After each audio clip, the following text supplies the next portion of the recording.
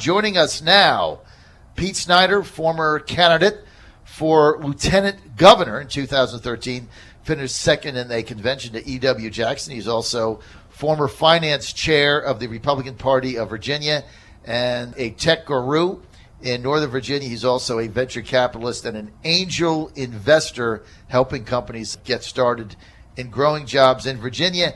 And he's coming out today. He's got a huge announcement to make. Pete, good to have you with us, man. Johnny, great to be with you, my friend, and your listeners. Good to be rocking the Commonwealth with you. Okay, Pete, you've got an announcement to make, and I want to start by saying that I don't always get all my predictions right. I predicted that you were going to run for governor, and I said, if you do, you're going to be the nominee. Now, what's your announcement today?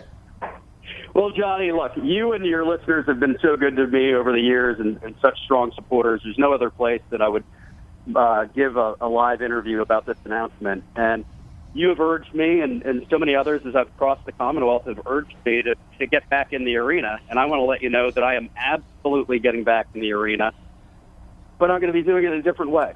I'm not going to be a candidate for office in 2017. I'm going to focus like a banshee on the next 39 days of making sure Republicans win up and down the ticket. And then after that, I'm going to put my guns and my full force, 100%, focused on the governor's race, and I'm endorsing Ed Gillespie.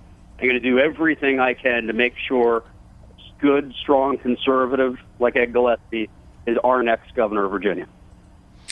Okay, now, Pete, I've had my personality differences, as you know, with Ed Gillespie. I didn't endorse his candidacy for Senate in 2014, and I don't really get along with his campaign staff. But that's just me. Look, Gillespie's got the lead. He's the front runner now. I view your endorsement of him as a real game changer in this race. How involved are you going to be in his campaign after November 8th? John, I'm going in full force. I'm going to do everything I can to help Ed be our next governor.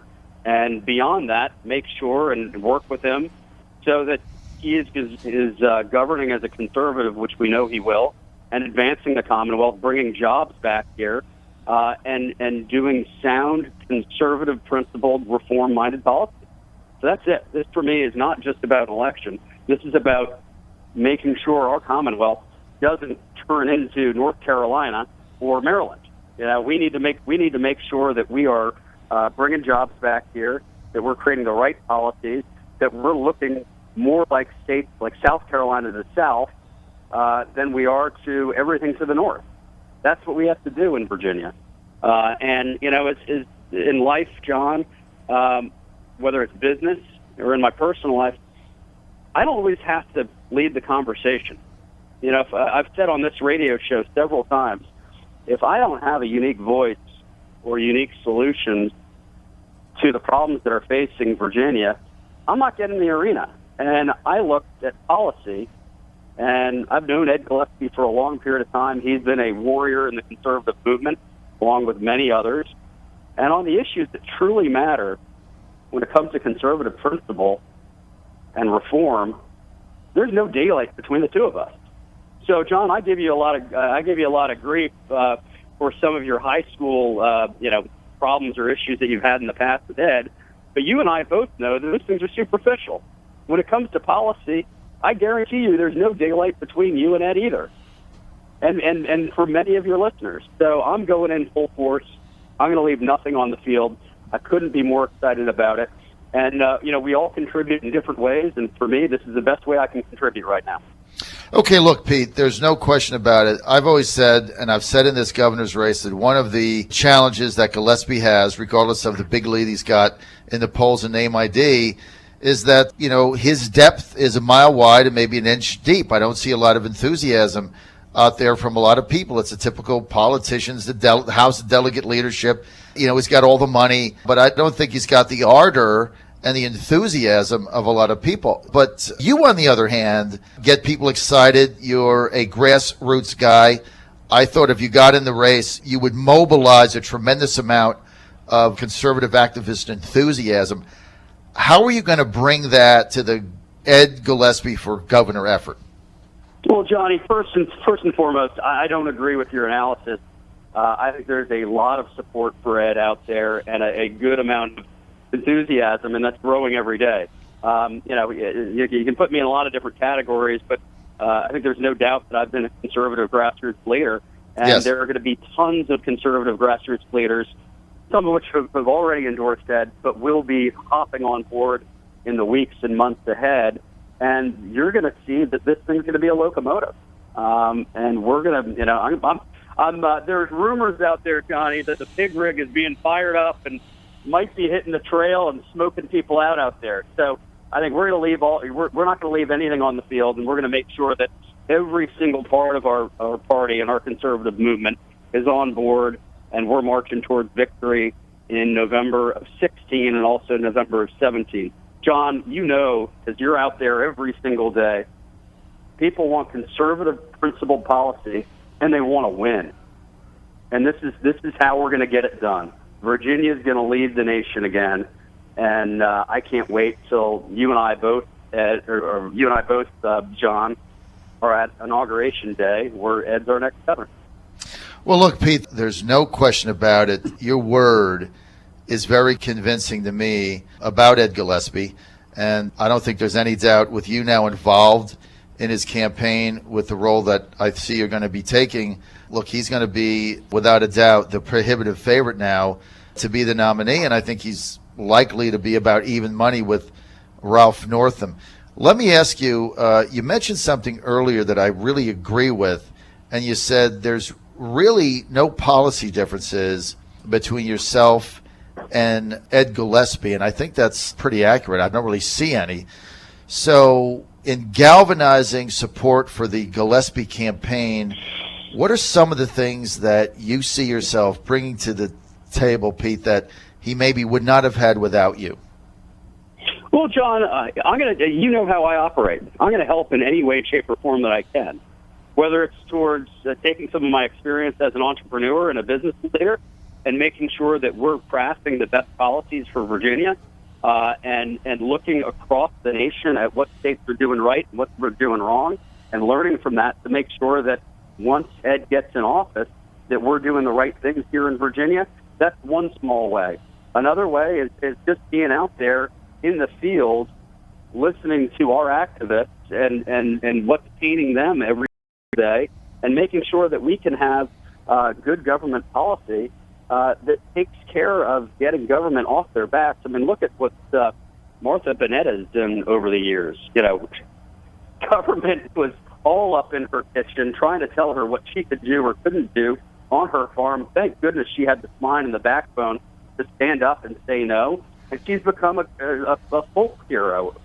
So we need to find more Martha Bennettas out there who are being vexed by government and making sure that we can help and fight back. This isn't about creating larger government. This is about trying to make more effective, responsible, and smaller government out there. So that's, I tend to be a policy guy. I enjoy the politics of it. It's fun.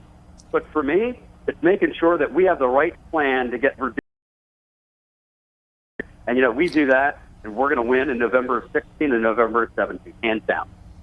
Pete, I happen to think, look, I call it like I see it, and I really think this is a significant game changer for Gillespie because you've got a huge following, and I really trust your word on this. I've known you for a long time, and I know you don't get involved in things that you don't believe in.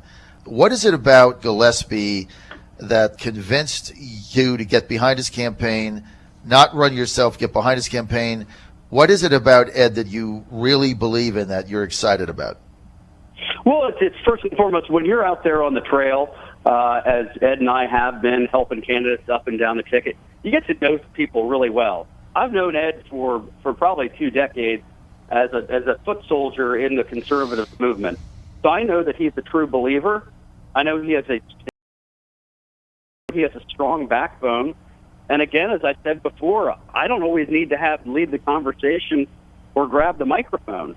And when I was doing soul searching about what's right for me, professionally, personally, and I looked at the policy and realized, I kind of always knew this, but there was zero daylight between the two of us. I said to myself, you know what, this is the right thing to do. Let's make sure that we're bringing all parts of our party and our conservative movement together. Let's march on to victory, and let's make sure our Commonwealth is heading in the right direction. So it was a very easy decision for me to make because I've worked with Ed and I've known Ed and Kathy for a long, long period of time. I think the world of them, and he's going to be a great governor, John. And I'm very excited to hear what you're saying this morning. I hope your viewers share that sentiment. You're obviously very influential, John, and I can't wait to have you be part of the team. Well, you know what, Pete? I've always thought in Virginia, your company is called Disruptor Capital, and I always thought you were the disruptor in Virginia politics because you are not your typical politician. And so I have a lot of faith in you, Pete, and I have a lot of faith in what you say. And I guess following you for some time, I think that when you get behind something, look, I saw you get behind the Republican Party of Virginia as their finance chairman when they had some issues going on, and I saw the tremendous job you did there for 12 months. So, I've seen what you can do.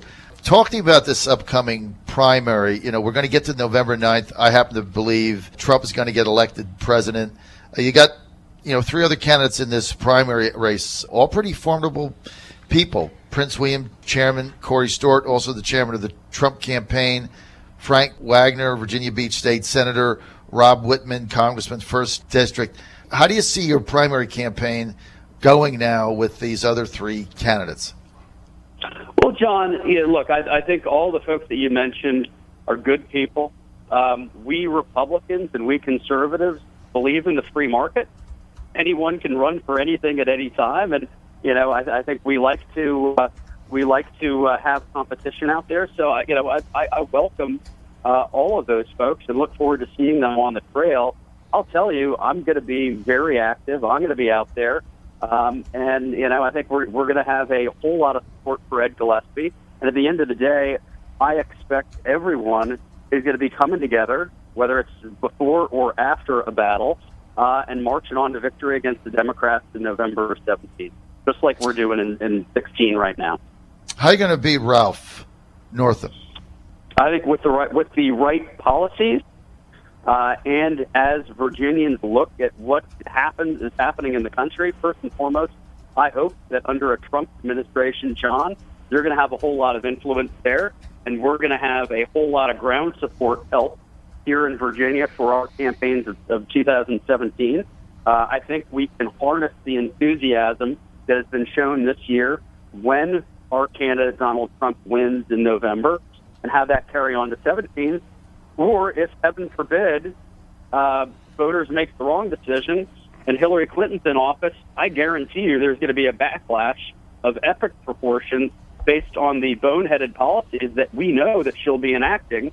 And 2017, if that happens, is going to be a banner year for Republicans. So I think Ralph Northam has a whole lot to worry about on the garbage that's going to be coming out of Washington if Hillary Clinton's elected president. All right, Pete Snyder, big announcement today. Pete Snyder expected to run for governor in 2017.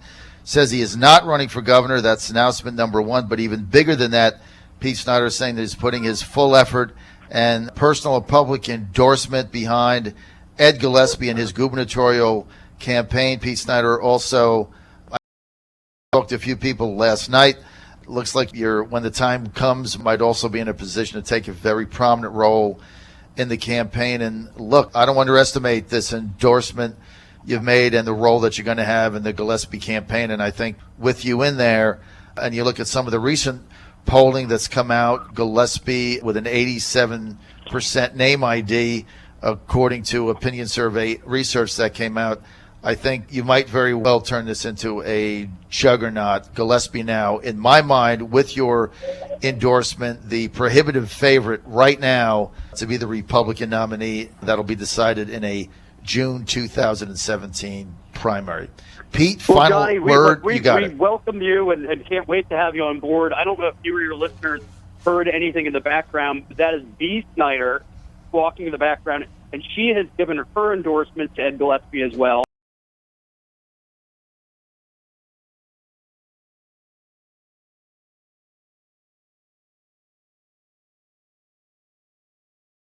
He's a principled conservative, and we need you on board, buddy. Let's do it.